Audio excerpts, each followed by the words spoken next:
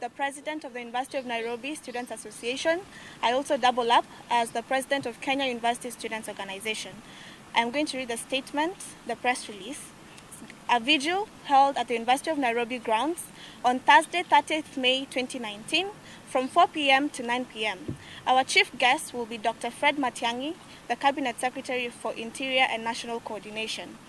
1 in every 3 women aged between 15 and 49 has undergone a form of violence.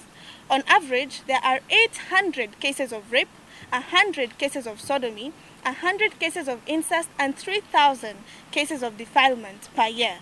The cases of sexual and gender-based violence continue to be reported in media, yet every day more cases of rape and murder of women are on an all-time high.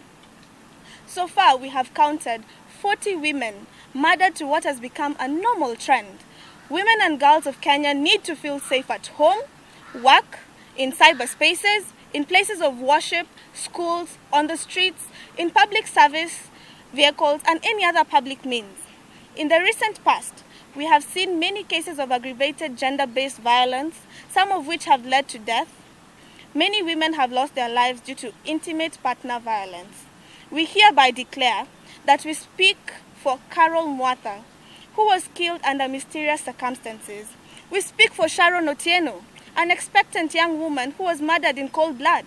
We raise our voice for the unidentified woman who was found hanged, naked, and raped on an electric post in Kirinyaga. For Mary Wamboi, who was discovered in a dam, we weep in solidarity for Mildred Odira, who was only heading to a hospital to seek medical attention.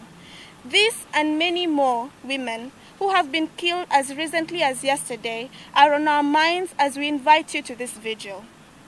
This vigil is to declare that there is absolutely something wrong in a society whose women constantly live in fear, while at the same time society keeps quiet.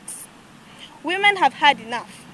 We are calling on the public to join us in breaking the culture of silence, which protects perpetrators who currently stand at 4,368 rapists and 19,538 defilers, and murderers who cannot be accounted for.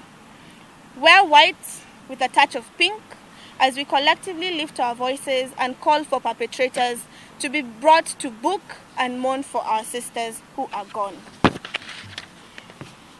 We shall also be calling for the holistic protection of women and girls from all forms of SGBV, including femicide.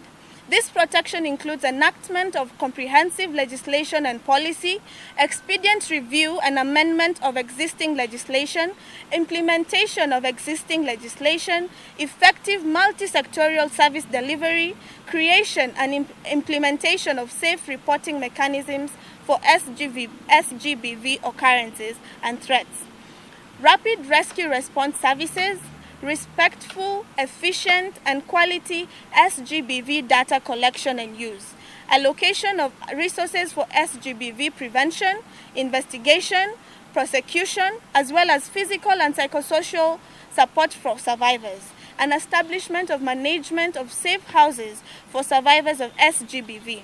The wheels of justice cannot continue grinding slowly where women are concerned. Our lives matter. The vigil will be for women and girls from all walks of life, regardless of age, ethnicity, ability, social or economic status. The vigil will be held at the University of Nairobi main campus grounds from 4 p.m. to 9 p.m. Join us as we petition the government to act on behalf of our sisters gone and on our own behalf. Justice must be done. We say it is not yet Madaraka if women and girls continue to be killed and life goes on as if nothing has happened. We have asked the Cabinet Secretary, Interior and Coordination, Dr. Fred Matiang'I, to come and assure us that the women of Kenya that something will be done to protect them. The vigil is organized by both state and non-state actors to bring the spotlight on prevention and justice for all women. Thank you.